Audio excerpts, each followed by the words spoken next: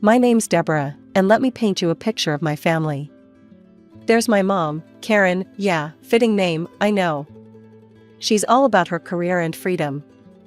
Then there's my dad, Tom, who's about as useful as a screen door on a submarine when it comes to parenting. My sister, Jessica, is 14 years older than me and couldn't care less about my existence. I came into this world as an unwelcome surprise. Mom was 42 when she found out she was pregnant with me. She thought it was menopause at first. Guess the universe has a twisted sense of humor. When she finally dragged herself to the doctor, it was too late to take care of it, if you catch my drift. From what I pieced together over the years, it went something like this. Tom, what the hell are we going to do? Mom probably screeched, pacing around their bedroom. Dad, being the spineless wonder he is, probably just shrugged. I don't know, Karen. Maybe we should talk to my dad? And that's how Grandpa Joe got roped into this mess. He's loaded and lives in Canada, but he flew down to play peacemaker. Karen, Tom, listen, he must have said, all calm and collected. I know this isn't what you planned, but it's happening. I'll help you out financially. Just give this child a chance. Mom, being the career-obsessed woman she is, probably huffed and puffed before finally agreeing. Fine, but I'm not letting this kid derail my life. And that, ladies and gentlemen, is how I, Deborah, came to be. Born premature, with a whole host of health problems, and into a family that saw me as nothing more than an inconvenience. My early days were spent more in the hospital than at home. Mom couldn't be bothered to show up most of the time. It was Dad and Aunt Sarah who took turns keeping watch over my incubator. Aunt Sarah, now there's a saint if I ever met one. No kids or husband of her own, she latched onto me like a lifeline. While my own mother was probably off closing deals and climbing the corporate ladder, Aunt Sarah was there, holding my tiny hand through the incubator's holes, whispering words of encouragement. When I finally got to go home, Grandpa Joe swooped in again. Our house wasn't big enough for 2 kids, apparently. So, he bought us a new one. Growing up in that house was like living in a museum. Look, but don't touch. Don't make noise. Don't exist too loudly. I learned pretty damn quick that I wasn't part of the exhibit, just some unwanted artifact they couldn't get rid of. Mom and Dad were always working. When they weren't, they acted like I was some kind of leech, sucking the life out of them. We had a parade of nannies coming through the house. Some were nice, some weren't, but none of them stuck around long enough to matter. Jessica, my so-called sister, might as well have been a stranger living in the same house. 14 years is a hell of an age gap, and she made it clear she had no interest in playing big sister. I remember one time, I must have been about 6, I tried to hang out in her room while she was getting ready for college. Jessica, can I watch you do your makeup? I asked, peering around her doorframe. She barely glanced at me. No, Deborah. I'm busy. Go play with your toys or something. But I don't want to play alone, I whined. Can't we do something together? She slammed her mascara down on the dresser and whirled to face me. Look, we're not friends, okay? I'm not here to entertain you. Go bother Mom or Dad. That was pretty much the extent of our sisterly bonding. Mom was even worse. Every day when she got home from work, it was the same routine. She'd walk in, kick off her heels, and make a beeline for the liquor cabinet. Mom, I'd call out, excited to see her. Can we play a game? Or read a story? She'd pour herself a large glass of wine and sigh heavily. For God's sake, Deborah.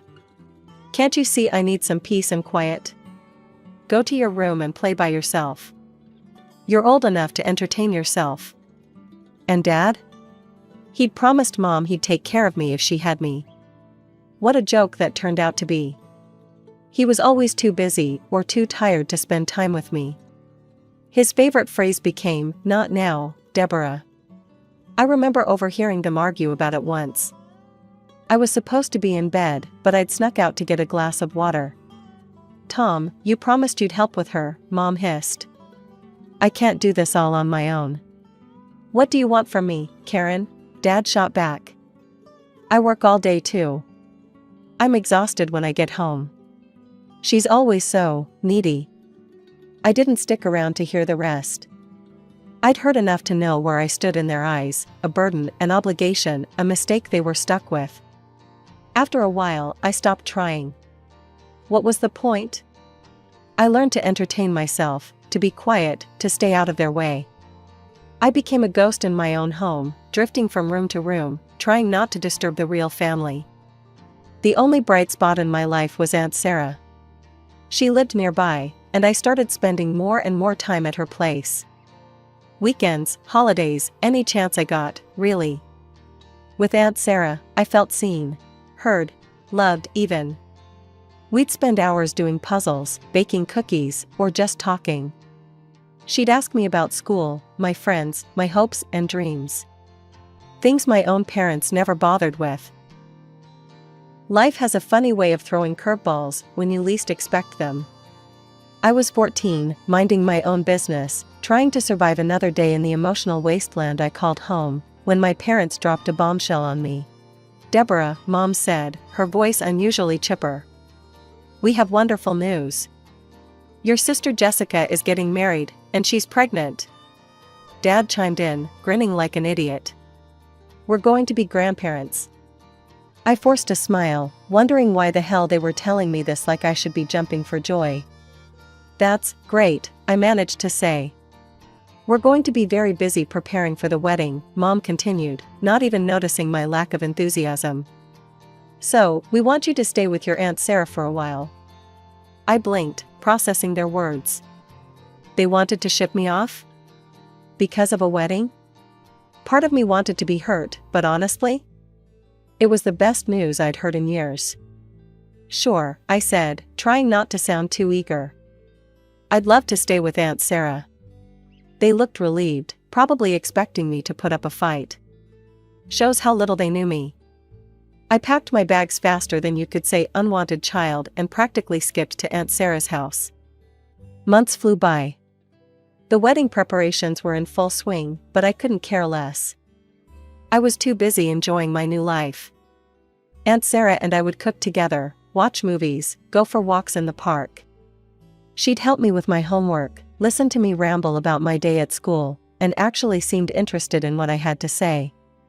Before I knew it, a week before Jessica's wedding rolled around. It was also my 15th birthday.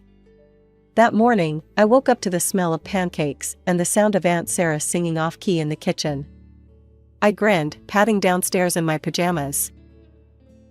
"Happy birthday, my dear," Aunt Sarah exclaimed, pulling me into a bone-crushing hug. "I've got a surprise for you." She handed me a beautifully wrapped box. "It's from your grandfather, he sent it yesterday." I tore into the wrapping paper, my eyes widening as I revealed a brand new smartphone, the latest model, no less. I dialed Grandpa Joe's number, my heart racing with excitement. "Hello, birthday girl," his warm voice filled the line. "Do you like your present?" "Like it? Grandpa, I love it." "Thank you so much." We chatted for a bit, and then he asked the question I'd been dreading. "So, how did your parents congratulate you?" I hesitated, not wanting to admit the truth.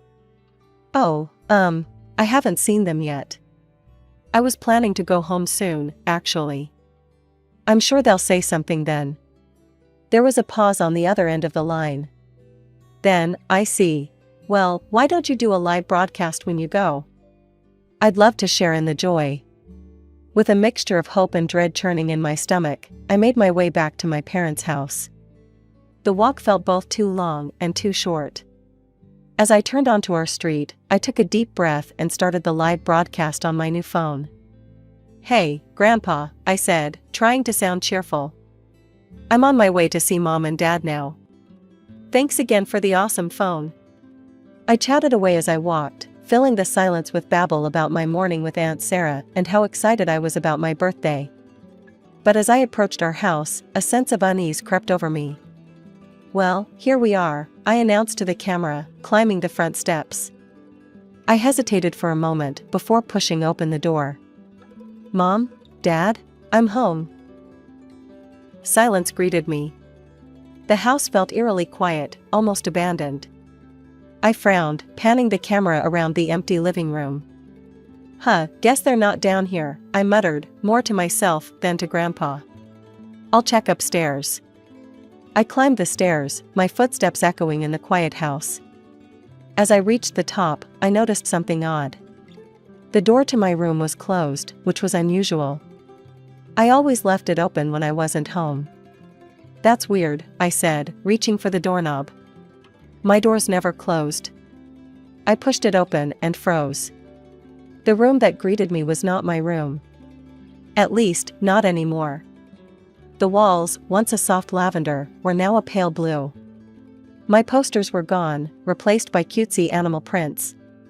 My bed had vanished, and in its place stood a white crib. What the hell?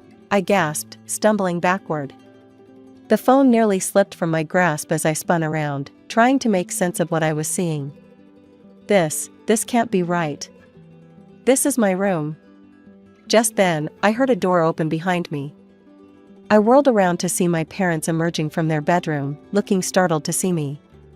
"Deborah?" Mom said, her eyes darting between me and the phone in my hand. "What are you doing here?"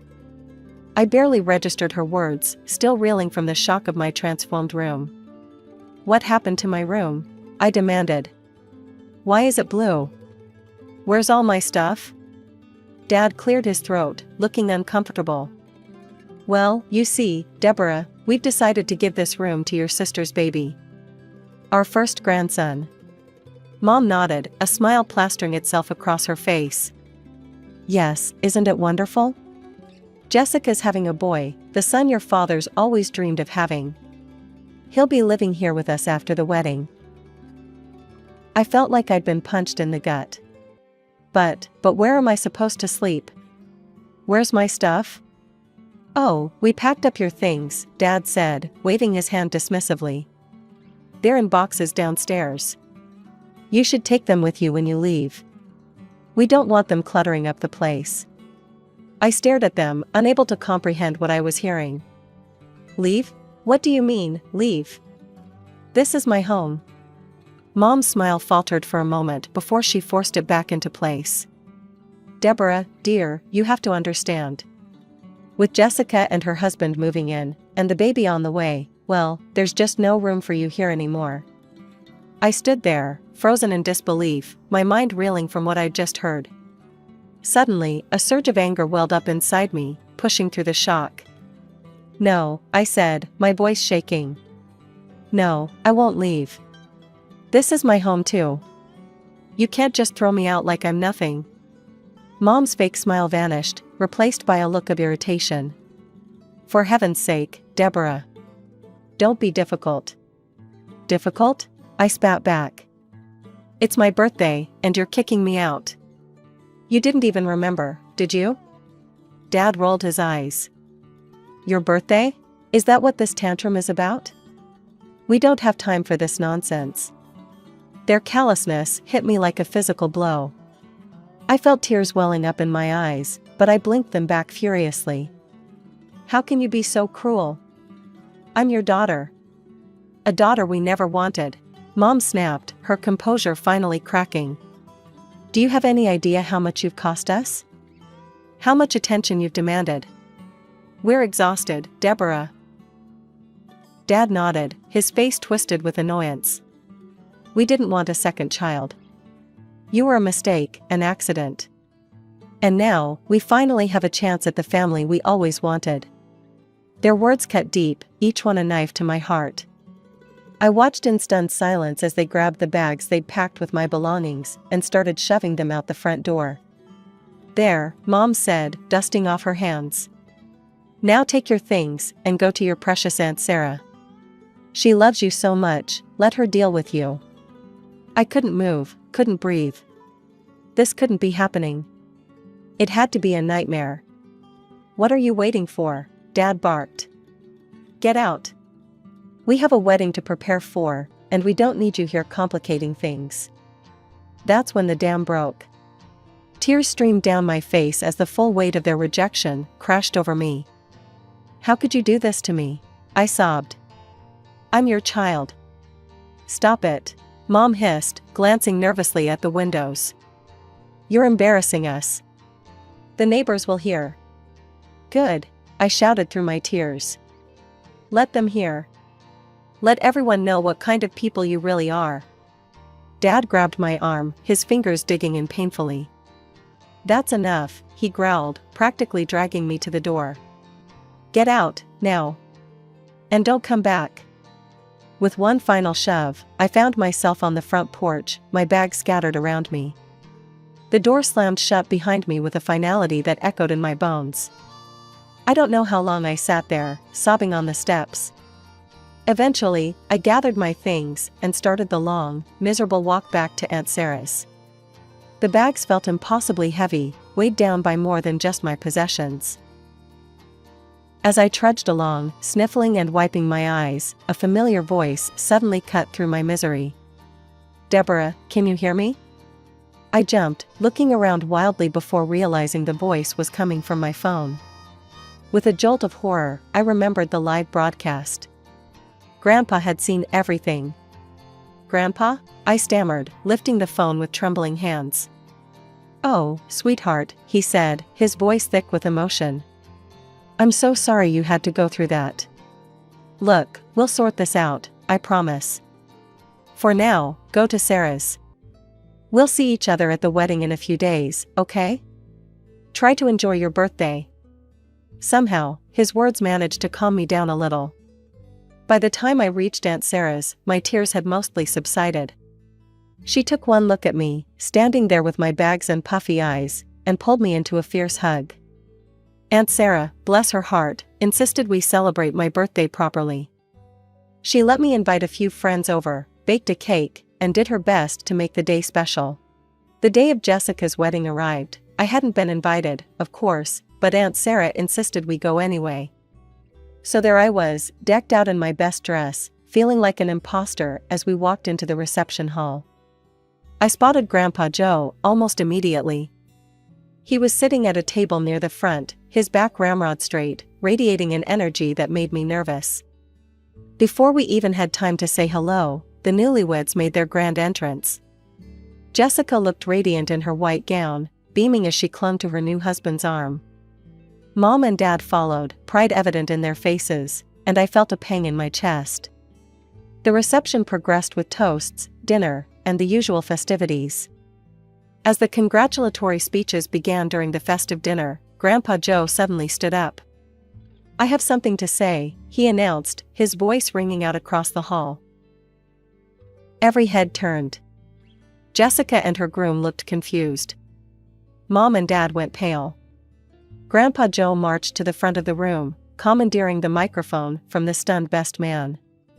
Ladies and gentlemen, he began, I apologize for interrupting this joyous occasion, but there's a grave injustice that needs to be addressed. He then launched into a detailed account of how my parents had treated me. He spared no detail, from their resentment of my birth to the cruel way they'd kicked me out on my birthday. With each word, the guests' expressions changed from confusion to shock to outrage. Mom tried to interrupt, her face beat red. Jessica was crying now, mascara running down her cheeks. Her new husband looked uncomfortable, shifting in his seat. The guests were whispering among themselves, shooting scandalized looks at my parents. Grandpa turned to face my parents directly, his voice cold as ice. So let me make this clear. I'm changing my will. Every cent I have will go to Sarah and Deborah. Tom, Karen, Jessica, you're cut off. Completely. The reception hall erupted into chaos. Mom let out a strangled cry, Dad's face turned an alarming shade of purple. Jessica wailed something about her ruined wedding. But Grandpa wasn't done. He walked over to where Aunt Sarah and I sat, shell-shocked by the spectacle. Come on, girls, he said gently. We're leaving. We don't need to stay where we're not wanted. In a daze, I stood up and followed him. As we walked towards the exit, I could feel every eye on me. Some looked sympathetic, others judgmental. I kept my gaze fixed on Grandpa's back, willing myself not to cry. The morning after the wedding disaster, I woke up to the sound of insistent knocking on Aunt Sarah's front door.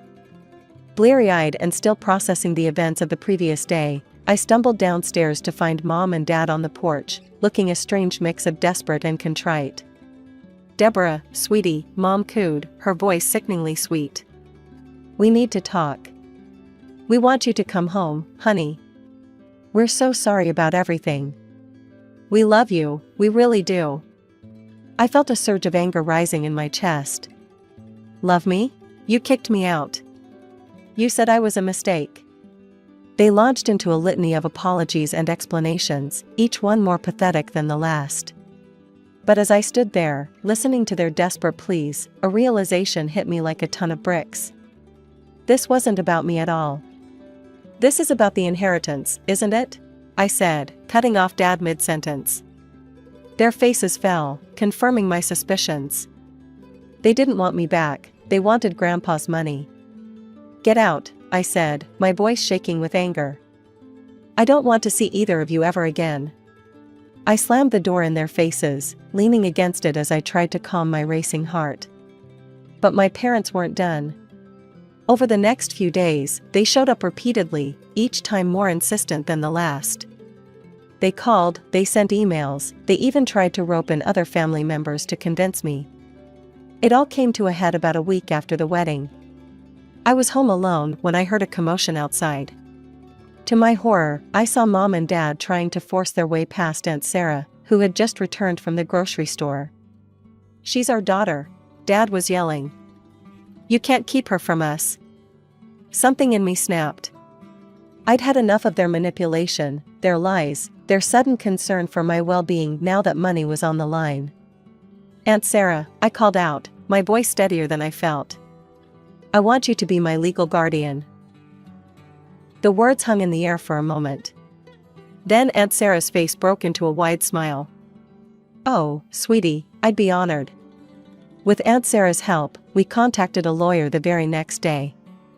The process wasn't easy, there were forms to fill out, interviews to conduct, and a court hearing to attend. But through it all, I held on to one piece of evidence that I knew would make all the difference: the video from my ill-fated birthday visit home. The day of the court hearing arrived, and I felt sick to my stomach. My parents were there, of course, playing the role of concerned, loving parents to the hilt. But when the judge asked for evidence, and we played that video, the one where they kicked me out, where they told me I was unwanted, the atmosphere in the courtroom changed. I'll never forget the look on the judge's face as she watched my parents callously toss me aside. When the video ended, she turned to them, her expression hard. "In all my years on the bench," she said, "I've rarely seen such a clear case of parental neglect and emotional abuse." The ruling came swiftly after that. Aunt Sarah was granted full legal guardianship, and my parents' rights were terminated. As the gavel came down, I felt a weight lift off my shoulders. For the first time in my life, I was free of their toxic influence. Life has a funny way of coming full circle. Just when I thought the drama was finally over, Grandpa Joe called us over to his lawyer's office. As we sat in the plush leather chairs, surrounded by mahogany bookshelves and the smell of old paper, I couldn't help but feel nervous. "Deborah, Sarah," Grandpa began, his voice solemn but his eyes twinkling, "I want you both to know that I've made some changes to my will." He nodded to his lawyer, who pulled out a thick document. "As I promised at the wedding," Grandpa continued, "I've decided to leave my entire estate to you too. Tom and Karen are officially disinherited." I sat there, stunned.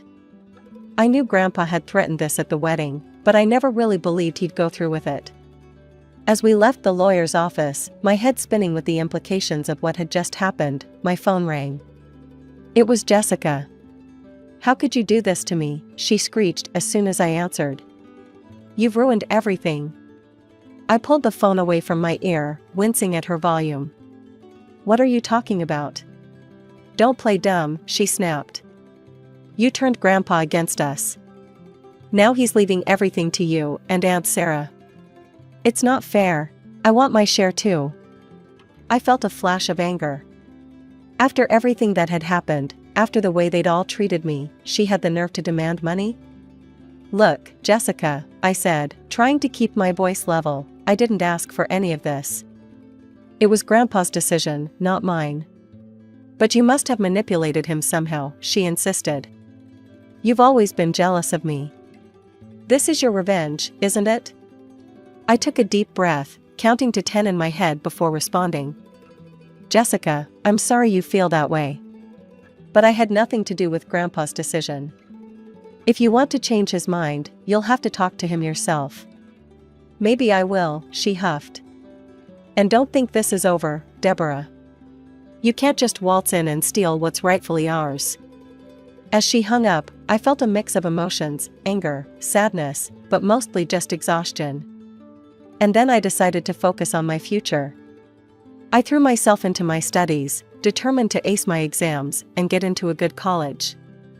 Aunt Sarah helped me research schools, majors, and scholarship opportunities. Sure, my family situation was far from perfect. There would probably be more drama with Jessica, my parents, and the inheritance down the line. But for now, I had a loving home with Aunt Sarah and Grandpa Joe, a bright future ahead of me, and the strength to face whatever challenges came my way.